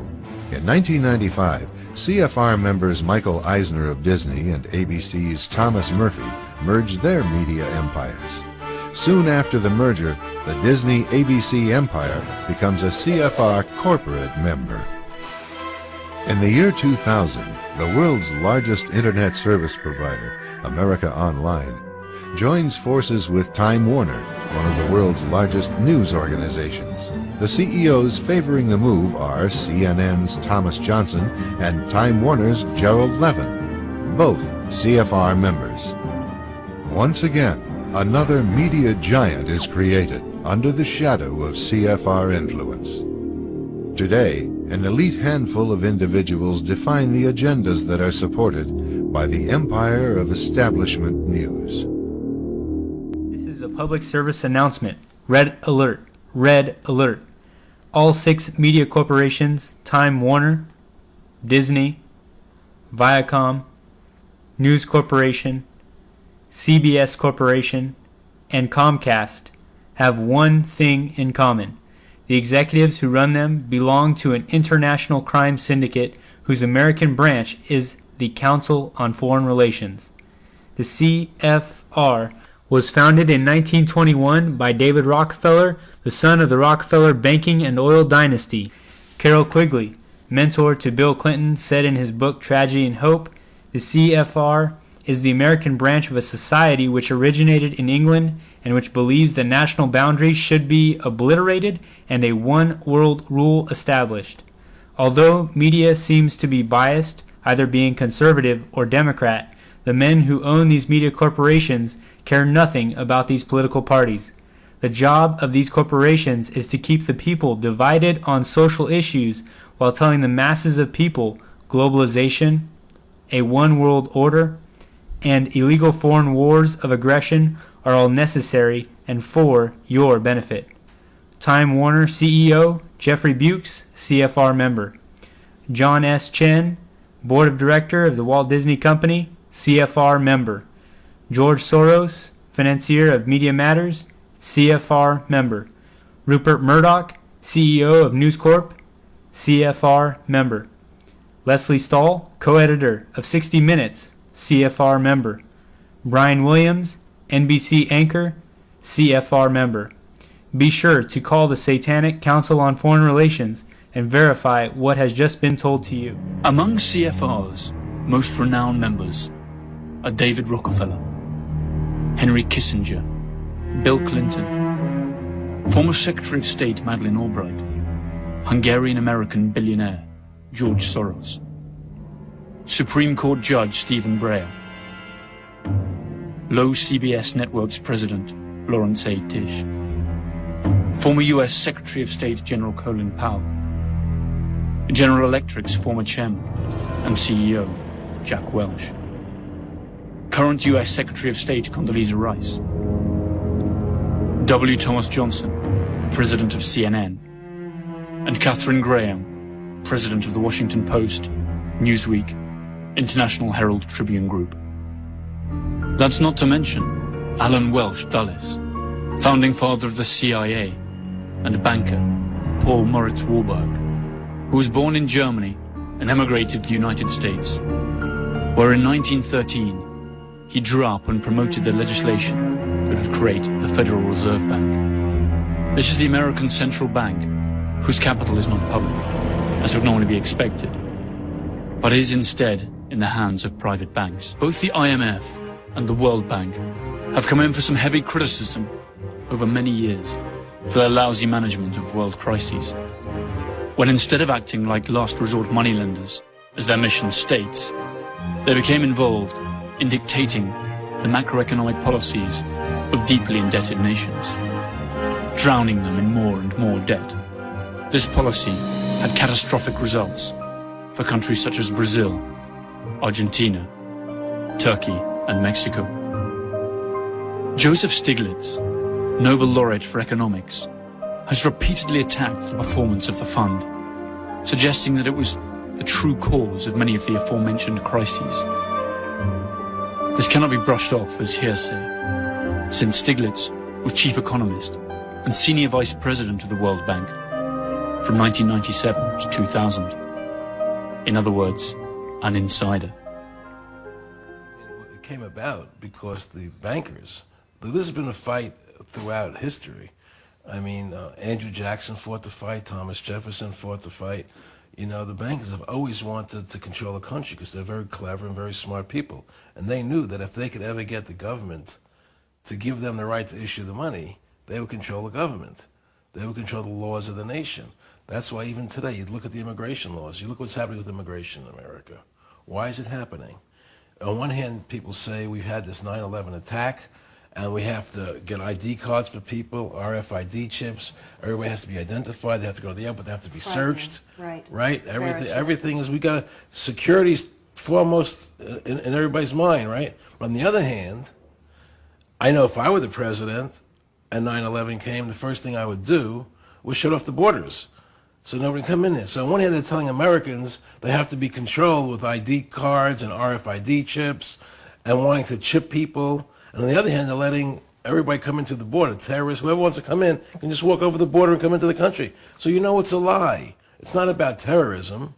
It's about the banks controlling the country and the world, working together. This is about the bankers wanting a one-world government without borders. That's why everybody's able to come through the borders. It's not about security at all. And so the situation we're facing today is we have a government that's controlled by the Federal Reserve System, and the Federal Reserve System has this appearance of credibility, and Alan Greenspan's the greatest guy in the world, and now Bernanke, you know, and all these guys, oh, the Federal Reserve, you got to have the Federal Reserve. But in reality, the Federal Reserve is part of the Communist Manifesto. They talk about America having, being a capitalistic society, you know, but yet you have a central bank that makes all the decisions. That's not capitalism. No. It's a fraud. It's a lie. They deceive the people, and they put out all this spin, all this press. You know, the Federal Reserve is the greatest thing in the world, and they're going to protect us, and they're going to make sure there's no more depressions in this country. What they've done is destroy the currency of this country, and they've taken all our gold while destroying the currency. And at some point, they're going to probably pull the plug and create the Greater Depression. You know. And we're talking you have to get rid of corporate America. You have to get rid of the powers that they have. You have to greatly control every transaction and what's going on there. And basically, you have to make them impotent. Because as long as they have the power, they're going to continue to exploit and manipulate the working class. All the cops are, they're just workers for the 1%, and they don't even realize they're being exploited. What kind of relationship do you have with the cops? Or do they see you as being one of them, or they're trying to get me arrested? They're trying to get you arrested. arrested. And I may disappear. Okay, but as soon as I'm not going to go to prison. But as soon as I'm let out of jail, I'll be right back here, and they'll have to arrest me again. And is it happened to all of us? At least. To be allowed to join the select 4,200 members the CFR has today, it is mandatory to be American, or to be about to obtain American citizenship. The council is loaded with top executives of financial institutions, powerful industry leaders, and mass media executives, academics and scholars, high-ranking military personnel, politicians, public officers, deans of universities, and research centers are also welcome. The idea of a world dominated by private corporations, led by the CFR, might sound nonsensical. These corporations have a joint turnover that is almost twice the GDP of the United States, and employ more than 25 million people in the United States alone. Their power is surely already strong enough to twist some political arms worldwide. Perhaps the CFR is just an innocent think tank, like its members say it is. One thing is certain: the undeniable and enormous power wielded by such a group of influential people, for better or for worse.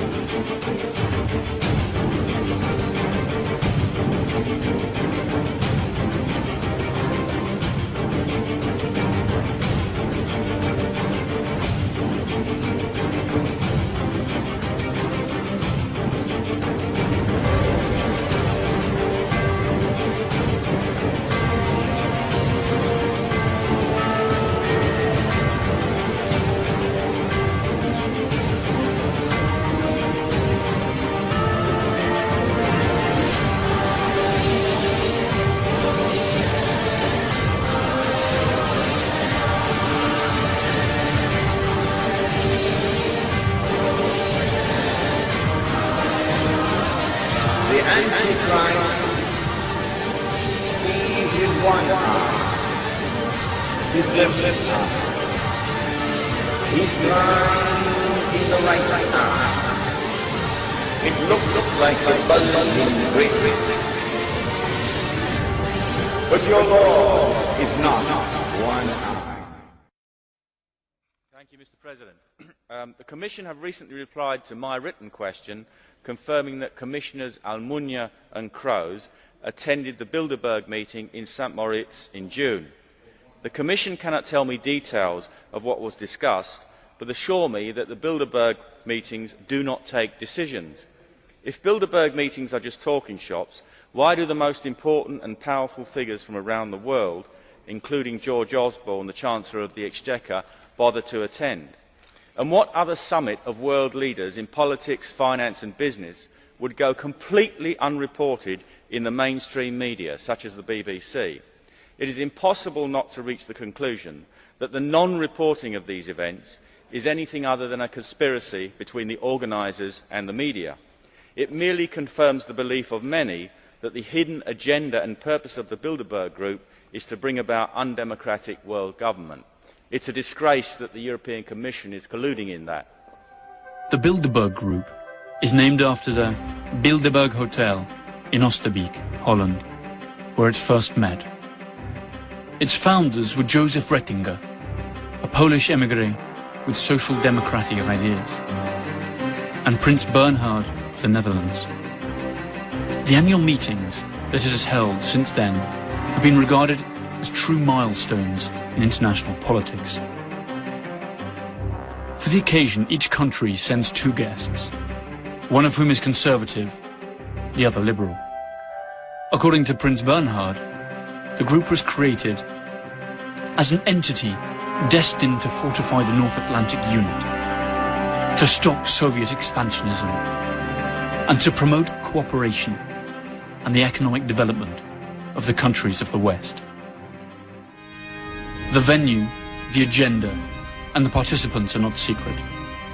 What remains undisclosed, however, are the topics discussed, since the meeting is held behind closed doors, and no detailed reports are published. The conference takes place during a weekend in May, and lasts 3 full days, usually a few weeks before the G8's annual meeting. A fleet of black limousines drives the guests to a luxury hotel or palace of choice. Security is tight and includes members of the attending countries' secret services. Past and present participants of the Bilderberg Group include the CEOs of France Telecom, Coca-Cola, Danone, Heineken, JP Morgan Chase, high-ranking British, American and European officials and cabinet members, and the editors of newspapers such as El País, La Repubblica, Le Figaro, the New York Times, Die Zeit, and the Wall Street Journal, among others. The items on the Bilderberg agenda vary very little from meeting to meeting.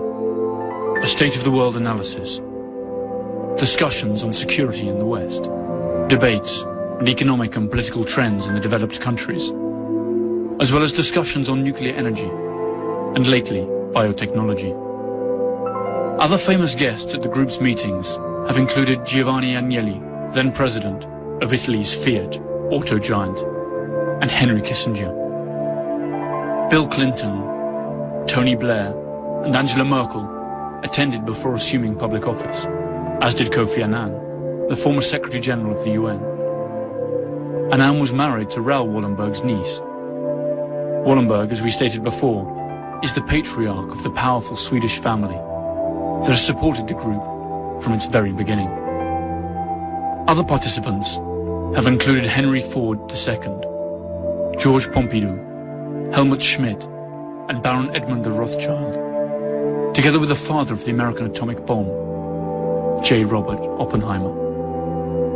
More names follow: Donald Rumsfeld, Alan Greenspan, George Soros, David Rockefeller, Queen Beatrice of the Netherlands, and US Senator and former presidential candidate, John Kerry. The list, while incomplete, represents the greatest amount of economic and political power ever concentrated in one single organization. Something must replace governments, and it seems to me that private power is the adequate entity to do it. Half-century, an elite organization called the Bilderberg Group has met annually all around the world in total secrecy, behind closed doors and with no official press coverage. It started in 1954 when the world's most powerful people joined forces in the Netherlands at Hotel Bilderberg, where Prince Bernhard, a former Nazi party member, was integral in its formation. Last year it was in Zurich, Switzerland. It was believed that the group discussed how to handle the Arab Spring at that conference. And this year they're meeting in the wealthy city of Chantilly, Virginia, right next to Washington, D.C. The group is comprised of 130 or so of the world's top elites in politics, banking, food, oil, media, and national defense. Some of the most notable attendees have been Ben Bernanke, Bill Clinton, Timothy Geithner, Bill Gates, Tony Blair, and Colin Powell. Others include Queen Beatrix of the Netherlands, Prince Charles, George Soros, and Alan Greenspan. Henry Kissinger and David Rockefeller are integrally involved as members of the Bilderberg Steering Committee, which is responsible for carefully crafting who will be attending the meetings every year. Some have called the Bilderberg Group a harmless think tank or just a discussion group, but people who've been following it for years say there's something much more sinister at the root. They claim that the group gets together to plan world policy for a new world order of global domination at the subjugation of the rest of humanity. Unfortunately, you won't hear much of a peep about the group's dealings or even the existence of it on the corporate media. This could be because the media moguls that have attended are sworn to secrecy. Check out what Rockefeller has said about the media coverage of Bilderberg. In his memoirs, multi-billionaire David Rockefeller said, quote, "Some even believe we're part of a secret cabal working against the best interests of the United States, characterizing my family and me as internationalists, and of conspiring with others around the world to build a much more integrated global political and economic structure.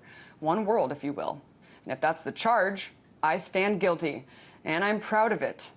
He also allegedly said that he's grateful to media outlets like the Washington Post, the New York Times, whose magazine directors have attended their meetings and promised to keep it discretionary for almost 40 years, saying it would have been impossible for the group to develop its plan for the new world if it would have been subject to the lights of publicity during all those years.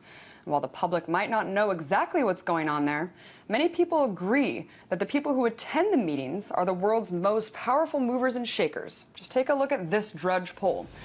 It's a poll conducted to ask people what they really think of the Bilderberg Conference. Over half of the people that polled said that the people who attend the conference are the real power masters of the world. 14% say they think it's just a false conspiracy theory, and 35% say it's a little bit of both. Nonetheless, the secret meeting is definitely coming more and more into the public eye, whether the participants want it to or not. Meanwhile, while Bilderberg attendees were questioned by independent journalists about what really goes on there, they completely skirt the issue or even deny having attended in some instances. So what is really going on in these meetings? Well, all weekend I'll be in Chantilly, Virginia, covering the Bilderberg Group to see if we can get a scoop about what the people there are thinking. thousands are expected to protest. And they'll be there in protest at the conference. They're a bunch of criminals. They're a bunch of criminals. They've taken over our government. He who makes the money makes the rules.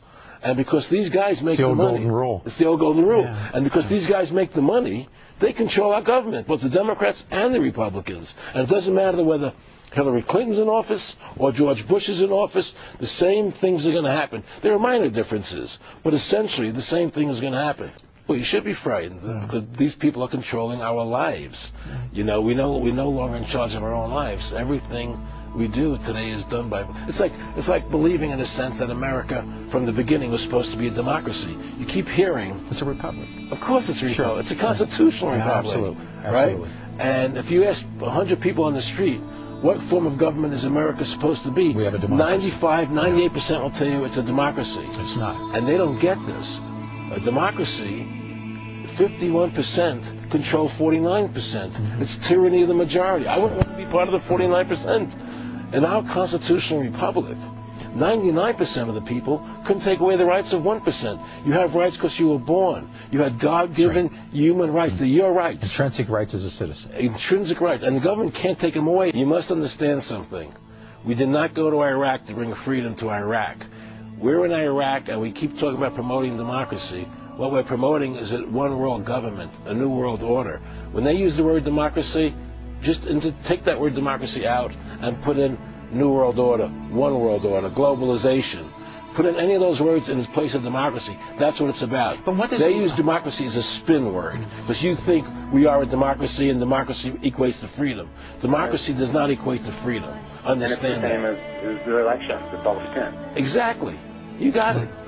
What's the ultimate aim? And what does it look like when they get there? If what you say is true and what others say is true, and there's many, many people that believe as you believe, I'm sure you know that, what does it look like when they get there? Well, I can tell you, I was friends with one of the Rockefeller family, okay? And they were very much behind the Federal Reserve System, the banking, the Council on Foreign Relations, and we were very good friends. And he told me that what they really want to do is have a one-world government without borders.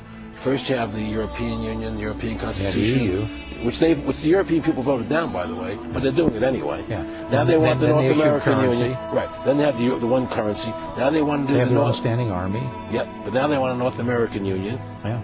And then what they want to do is bring everybody together under one. The Amero is there. The Amero, the currency, exactly. No, it is there. And so their plan is to have a government for the world. They want to do it through the UN. Right? And have everybody on this earth implanted with an RFID chip. You believe that? I know that. Didn't you hear the congressman, the senator, asking the Supreme Court justice how he's going to rule on that in my clip? You think he asked them for no reason? They're already implanting people with chips. The national ID card, which becomes law by May 2008, it's going to have an RFID chip in it. Okay, everything is done in stages. After the RFID chip goes in the card and in your passport, it's going to go into your body. That's what they're going to try and do. There's no question about it. And they're not going to do it through law. They're going to do it because you won't be able to live without it. All your money is going to be in that chip. I think Waco is my tipping point. When I saw what happened to Waco, I said, I'm going full-fledged. This is disgusting. They killed all those people for no reason. There was no need for those people to die and to be killed in that fire and burned to death. That was the most disgusting event. The war in Iraq, a disgusting event. When I heard Rumsfeld talking about shock and awe, let's everybody go home, watch on television shock and awe, as if it was a 4th of July fireworks. There are people under that concrete being killed and maimed, children and women and men dying for no reason. For no reason. You know? I had a friend, one of the Rockefellers. He said to me, Aaron, what do you think women's liberation was about? And I said, I think I had conventional thinking. And I said, I think it was about women having equal right to work with men, equal pay, you know. He said, you know what, Aaron, you're an idiot. And he started to laugh at me. I said, what do you mean? He said, you want to know what that was about? I said, tell me. He said, we, the Rockefeller Foundation, financed that women's lib movement. You want to know why? For 2 reasons. Half the population wasn't taxable before. And the second reason is, now the kids go to our schools at an early age, and we mold them. There's no more family at home to take care of the kids. The state becomes the family now, Aaron. You get it? And that's how this country is working. It's run by evil.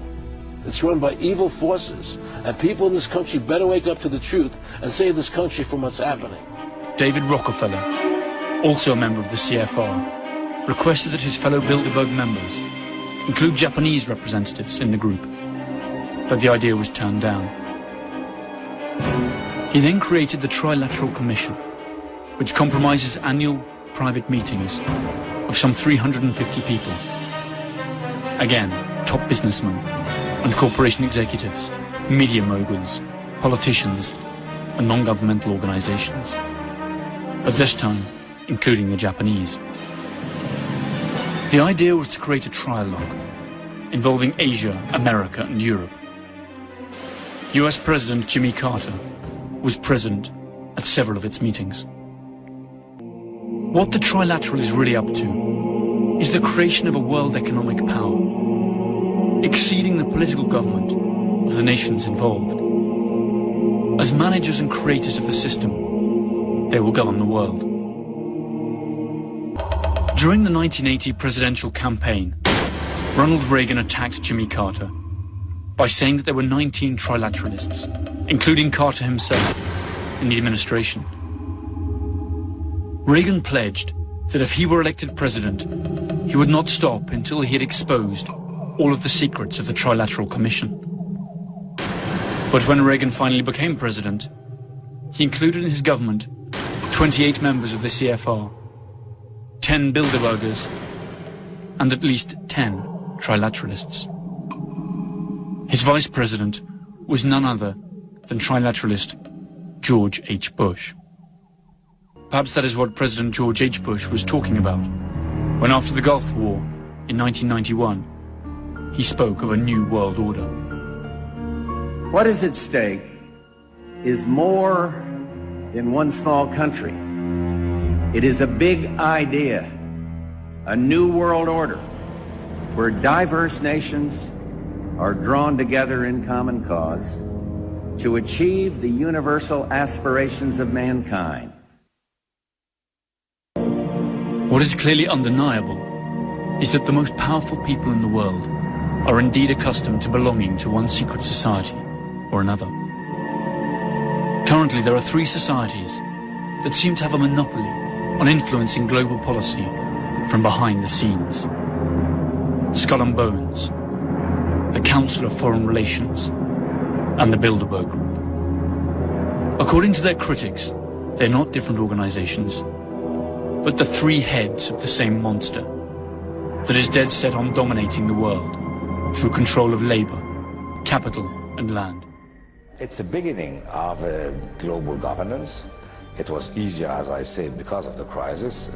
And if something has been understood by the layman during this crisis, is that globalization is no more only a topic for lectures and conferences. That's a reality. We need this.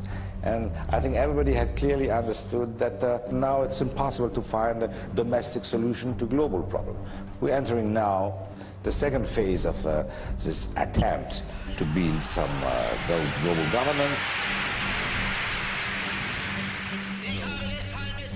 Maybe in layman's terms, this is one part of the government lending another part of the government money, which would not lead to long-term confidence once the American people understood the basics a little bit better. Well, it should be added that we also have a funding cost, and as interest rates go up, we'll have a liability cost as well as an asset cost, so it may or may not be a return to the Treasury. I just might say that it's possible for a country to have a currency without a $1 trillion debt. Yes.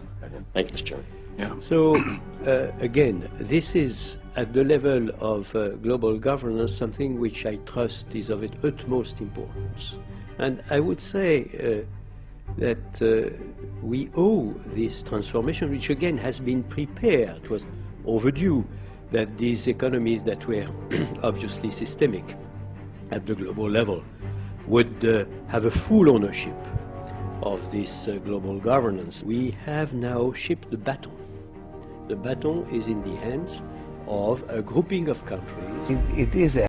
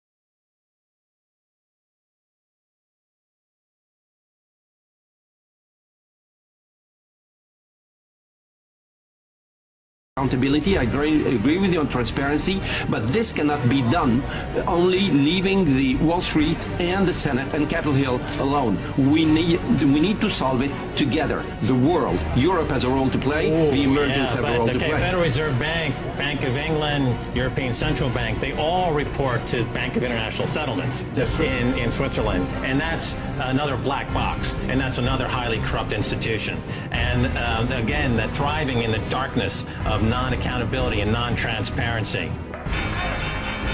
The New York Stock Exchange, once the very center of global capitalism, is now part of a $25 billion proposed merger that would give a German company majority ownership of America's most famous financial institution. The planned merger with Frankfurt's Deutsche Börse Stock Exchange is symbolic of New York City's fading dominance on the world stage. In this new world, such dangerous currents have swept along faster than our efforts to contain them. And that is why we cannot afford to be divided. No one nation, no matter how large or powerful, can defeat such challenges alone. None of us can deny these threats or escape responsibility in meeting them. In this new century, Americans and Europeans alike will be required to do more, not less. Partnership and cooperation among nations is not a choice. It is the only way, the one way. The IMF and the EU Commission and the European Central Bank are not in Dublin today as friends of the Irish people. They are here to enforce the writ of the financial markets. They are here at the beck and call of the big bankers, the bondholders, the hedge fund operators, who are dictating the policies in Europe at the present time for the simple purpose of getting back the tens of billions of bad debts that they gamble on Irish developers and Irish bankers. And we're saying that the Irish working class, working people, poor people, pensioners, unemployed, should not pay a cent towards those bad debts. EU leaders meeting in Brussels have agreed to set up a, quote, permanent mechanism to save Eurozone economies sinking in debt. They promise to do whatever is required to safeguard the common currency. Now, this summit is happening on the backdrop of a lot of discontent across Europe. We've just seen protests in Greece get violent against the austerity measures. We've seen a couple of months ago the French coming out into the streets protesting the rise in the retirement age by 2 years. We've also seen protests in London of students because the government has been passing plans to pass the tuition fees on to students. Now, across Europe, there's this feeling of discontent, but also a sense of unfairness. There's a feeling that the middle and lower classes are shouldering the burden of the financial crisis, which has been dragging on for a couple of years now, while the small percentage that owns much of the wealth here in Europe are not feeling the pain of the austerity measures. You must leave. No matter what your purpose is, lethal munitions could cause risk of injury to those who remain. The police action may include actual physical removal, the use of riot control to those who remain.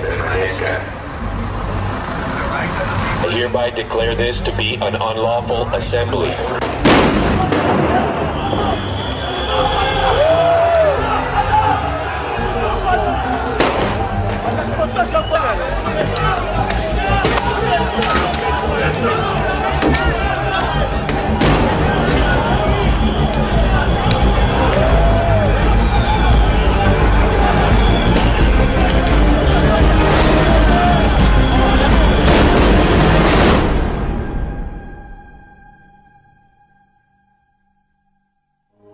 Since the Industrial Revolution, we will see a fascinating sequence of events unfolding that seem to prove the conspiracy theory, or at least provide major arguments for it. First, the ever-increasing concentration of cash and other resources in a few private hands, such as banks and gigantic multinational corporations. Corporations whose revenues are equivalent to the GDPs of entire countries, and whose mere survival demands more and more profits year after year, no matter the social cost. Second, the creation of public multilateral control organizations that are actually nothing but the public arm of powerful private interests. These organizations include the American Federal Reserve, the World Bank, and the IMF. Third, the undeniable advance of the process known as privatization. That is, taking non-renewable natural resources, communication infrastructures, heavy industries, as well as defense, health, and banking systems out of the hands of the people and delivering them into the clutches of profit-hungry private corporations. Fourth, the phenomenon of cultural and financial globalization that in truth amounts to little more than the imposition of a dominant cultural and economic system upon those of peripheral countries. Fifth, the creation of worldwide conflicts and stereotypical enemies to manipulate public opinion and destroy any possibility of discussion or dissent, leading to the actual loss of many of the most elementary democratic rights. The US Patriot Act of 2001 is a good example of this. When panic attacks, people tend to accept more and more control. Finally, and most interesting of all, that almost all of the key players of these events, those who are really taking the decisions and hold the true political and economic reins of the West, by being in command of its capital, armed forces, or even votes, are coincidentally grouped in just a few societies that meet behind closed doors.